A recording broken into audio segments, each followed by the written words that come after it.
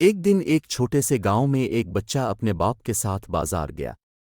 वो बाजार में एक आदमी को देखा जो खूबसूरत परिंदे बेच रहा था। बच्चा ने परिंदे के बारे में अपने बाप से पूछा, बाबा, ये कितने खूबसूरत परिंदे हैं। बाप ने जवाब दिया, बेटा, एक बार उन्हें खरीदने के बाद ये परिंदे दुनिया की सबसे खूबसूरत परिंदे होंगे।